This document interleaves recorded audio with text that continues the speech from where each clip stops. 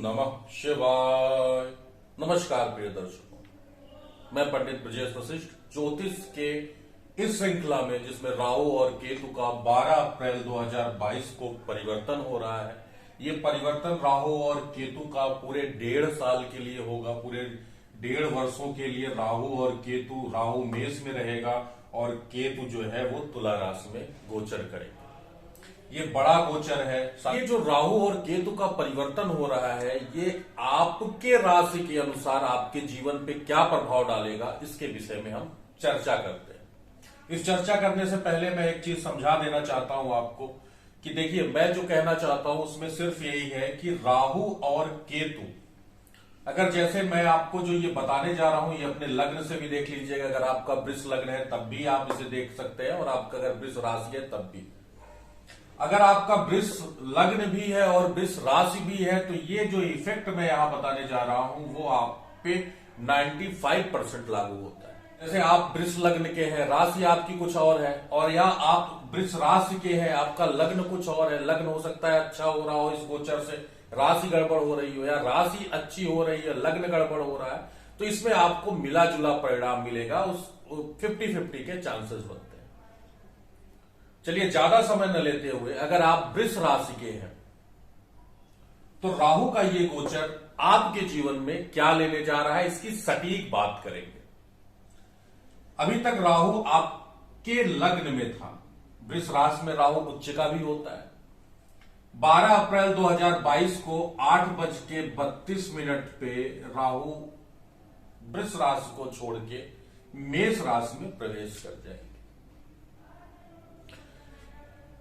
राहु का ये आपसे 12वें का गोचर, ये आपके लिए वृष राशि या वृष लग्न वालों के लिए अच्छा नहीं है। राहु आपके 12वें चले जाते हैं और केतु आपके 6ठम भाव में चले जाते हैं। हालांकि ये माना जाता है कंडीशन में कि 6, 8 और 12 में अगर अशुभ ग्रह बैठे हों तो इन भावों के अशुभ परिणामों में वो कमी कर देते हैं। राहु आपके 12वें घर में बैठा है, तो 12वां घर है किसका, सबसे पहले इसका ध्यान देना होगा।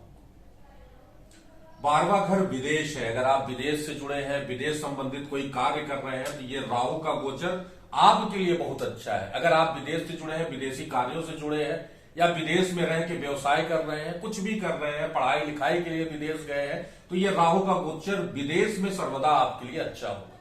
किंतु अगर आप इंडिया में हैं तो ये राहु आपके लिए नुकसानदेह है। कैसे नुकसानदेह है? क्योंकि आपके 12वें राहु जा रहा है, तो 12वां घर क्या है, व्ययकारी है। 2 प्रकार के व्यय होते हैं। एक व्यय ऐसा होता है जो आप अपनी निजी जरूरतों के लिए आप करते हो, और एक व्यय होता है जो बेफजूल हो जाता है। किसी की बीमारी में पैसे का चले जाना, किसी प्रॉपर्टी में आपने इन्वेस्ट किया और आपकी प्रॉपर्टी फंस गई और प्रॉपर्टी में पैसा आपका डूब जाना, किसी ने आपसे उधार मांगा और आपने दे दिया, उसमें प्रॉब्लम क्रिएट हो जाना। इवन 12वां घर जो है ना, वो कोर्ट और कचहरी का भी है। जब आपके 12वें राहु होगा तो थोड़ा सा सतर्क रहने की जरूरत है। हमें किसी भी प्रकार के विवाद में उलझने की जरूरत नहीं है। अगर हम विवाद में उलझते हैं तो हमें कोर्ट, कचहरी और सलाखों तक भी जाना पड़ सकता है। ये डिपेंड करता है कि आप क्या चाहते हैं। अगर आप जुआ और सट्टा खेले तो वो तो बाप रे बाप, आपको तो डुबो ही देगा, बर्बाद कर देगा। अब आते हैं इस राहु की दृष्टि क्या है। इस राहु की जो 5वीं दृष्टि पड़ रही है, 1, 2, 3, 4, 5, वो आपके 4th हाउस पे पड़ रही है। 4th हाउस आपके माता का घर है। 4th हाउस आपकी प्रॉपर्टी है। 4th हाउस जो है वो आपका कमरे का अंदर का परिवार है। देखिए, 2nd हाउस जो होता है वो हमारा कुटुंब होता है। कुटुंब में सब आ जाते हैं, माता पिता, भाई बहन, चाचा चाची, सब कुछ। लेकिन 4th हाउस जो होता है वो हमारे कमरे की वो 4 दीवार है जो कमरे के बाहर खड़े हैं, यानी कमरे में जितने सदस्य हैं वो 4th हाउस है। 4th हाउस आपकी मां भी है। 4th हाउस आपका सुख भी है। यहां बैठा राहु जब आप पंचम दृष्टि से आपके 4th हाउस को देखेगा तो जाहिर सी बात है माता के स्वास्थ्य में प्रॉब्लम क्रिएट करेगा। इस 4 दिवाली के अंदर शंका और शक ले आके यहां पर भी आपको मानसिक अशांति देने के लिए यहां पर भी विवाद का कारक बनेगा।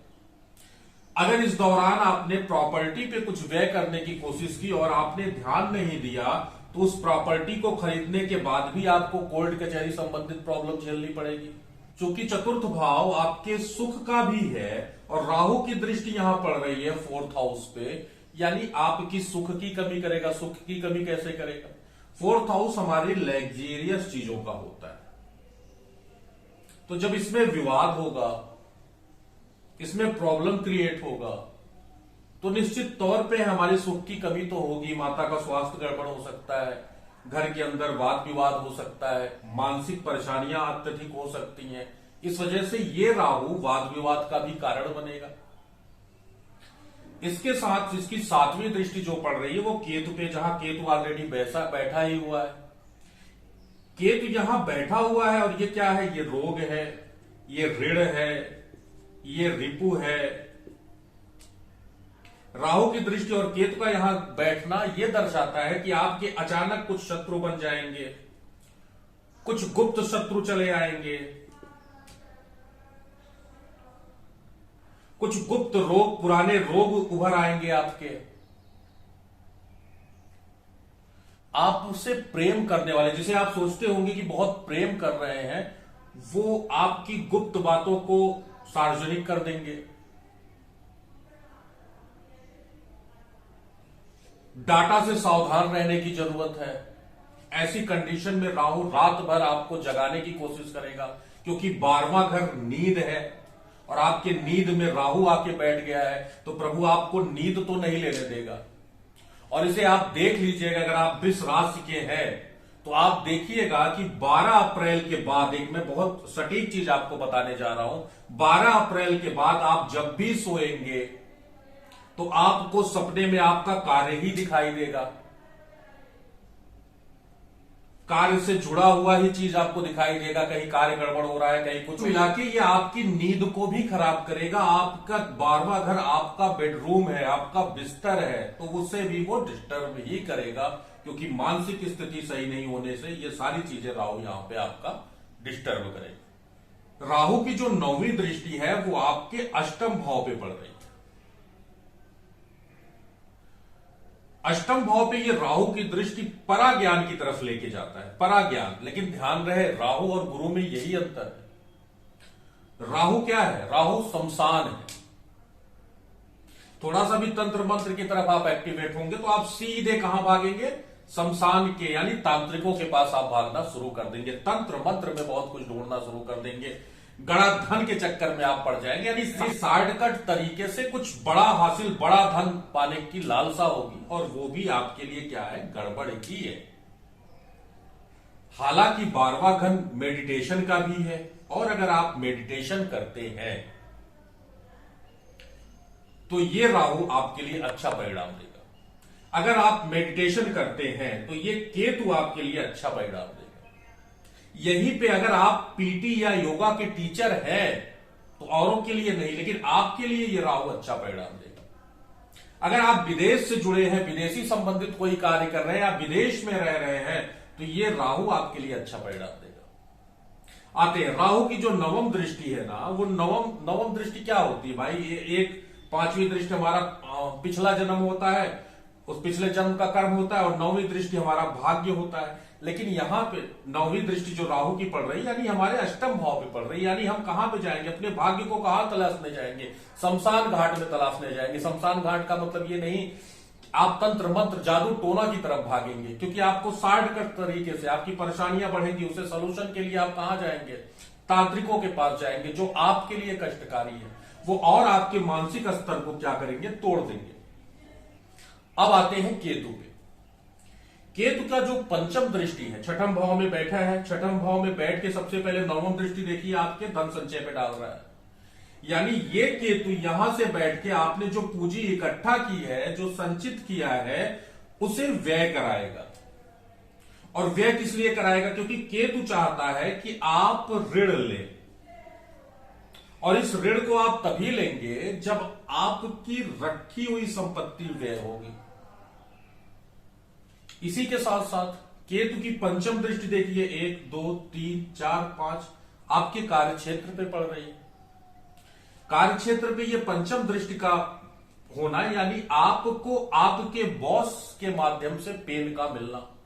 केतु यानी जिसके पास सर नहीं है, धड़ ही है, यानी आप जहां काम कर रहे होंगे वहां बॉस आपके लिए प्रॉब्लम क्रिएट करने लगेगा, या उसकी बातें आपके हृदय में लग जाएंगी, उसकी बातें आपके हृदय में चुभ जाएंगी, जिससे भी आपको प्रॉब्लम होगी, या आपके कार्यक्षेत्र पे कुछ ऐसी घटना घट जाएगी जो आपके इमोशन को बढ़ा देगी, और इस इमोशन को बढ़ा देने की वजह से ये भाव यानी आपका कार्यक्षेत्र आपके लिए पीड़ादायक हो जाएगा। केतु की यह दृष्टि यह दर्शाती है कि आपके ऑफिस का जो छोटा स्टाफ है उससे भी सतर्क रहने की जरूरत है। वो छोटा स्टाफ भी आपके लिए क्या हो जाएगा? शत्रु के समान हो जाएगा, और कोई ऐसी चीज शेयर करेगा जिससे आपकी वहां पे आपको अपयश मिल सकता है कार्य क्षेत्र में। कुल मिला के वृष राशि वालों, मैं आपको इतना कहने की कोशिश करूंगा कि राहु का ये गोचर आपके लिए बहुत अच्छा नहीं है अगर आप विदेश में नहीं रहते तो। उपाय क्या है? उपाय बिल्कुल सरल है। किसी भी प्रॉपर्टी में इन्वेस्ट करने से पहले देखिए रेमेडी क्या होती है, उपाय क्या होते हैं। उपाय आप स्वयं है, कुंडली जो मांग रही है ना वैसा आप कर दो। जैसे मैंने क्या बताया, मैंने कहा कि तंत्र मंत्र से बचना होगा, आपको तांत्रिकों के पास जाने से बचना होगा। आपको करना क्या है? आपको उधार यानी ऋण लेने से बचना होगा। आपको अपने ऑफिस में जाके छोटी छोटी बातों को दिल पे नहीं लेना है, इग्नोर करके चलना है। राहु यानी केतु यानी वो आपके दिल पे ले आएगी बातों को, तो इग्नोर कर दो ना यार, इग्नोर कर दो। यही केतु अच्छा परिणाम देने लगेगा। प्रॉपर्टी में इन्वेस्ट करने जा रहे हो, सोच समझ के करो, अच्छे से पता कर लो। इवन मैं तो ये कहूंगा छठम भाव में बैठा है केतु, तो लोन लेके प्रॉपर्टी लो, प्रॉब्लम नहीं आएगी। व्यय भी करो तो लोन लेके करो, वो ऋण प्रॉपर्टी की इन्वेस्ट से सही है। ये नहीं कि आप लोन लेके बिजनेस करने चले जाओ।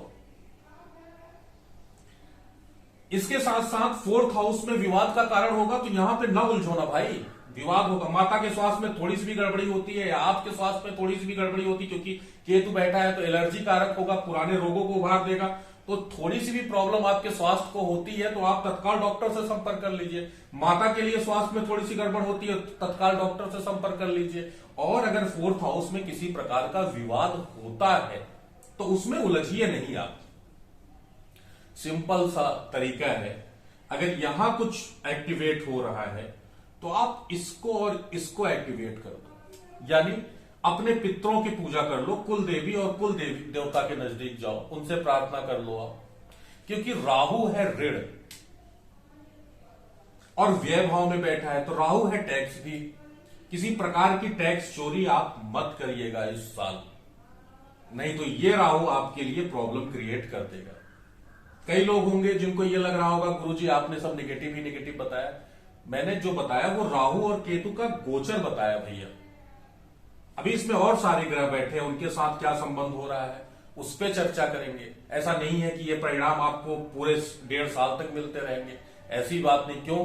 क्योंकि जब भी छठम यानी बुध के साथ इसका संबंध बनेगा, सूर्य के साथ इसका संबंध बनेगा, तो ये आपके लिए क्या देगा? अच्छा परिणाम देगा। तो ये आपके लिए क्या देगा? ये अच्छा परिणाम देने लगेगा। क्योंकि और ग्रह तो 1-1 महीने और 45-45 दिन पे तो बदल रहे हैं ना भाई, तो इसमें घबराने की जरूरत नहीं है। हम और ग्रहों के साथ भी पूरी चर्चा करेंगे। ये सीरीज अभी गोचर को लेके है, क्योंकि अप्रैल में बड़ा गोचर हो रहा है, कई ग्रह अपने घर को छोड़ के जा रहे हैं। जो रेमेडी बताई है वो आपका व्यवहार है। साथ साथ अगर राहु का रेमेडी 12वें घर में लेना है तो करना क्या है? आप थोड़ा सा एक सूती सफेद कपड़ा लीजिएगा, उस सूती सफेद कपड़े में थोड़ा सा कपूर डालिएगा। कपूर ओरिजिनल हो, अच्छा वाला कपूर हो, वो कपूर रखिएगा। उसमें थोड़ा सा चावल रखिएगा और उस सूती वाले जो सूती सफेद कपड़ा होता है उसको गठिया के उसे क्या करना है, उसे आपको अपने बेडरूम में जिस बिस्तर पे आप सोते हैं उस बिस्तर के तकिए के नीचे रख दीजिए या उसके चादर के नीचे रख के सोइए। तो ये शुक्र आपके यहां आ जाएगा। कैसे आ जाएगा? सफेद चावल और कपूर यानी वो शुक्र का प्रतिनिधित्व करेगा।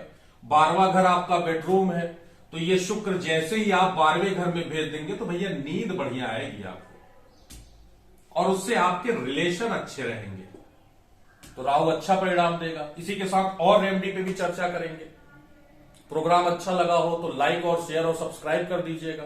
अगर कोई सुझाव हो तो आपके सुझाव की मुझे जरूरत है, आप सुझाव करिएगा। इसी के साथ ओम नमः शिवाय, महादेव आपका कल्याण करें।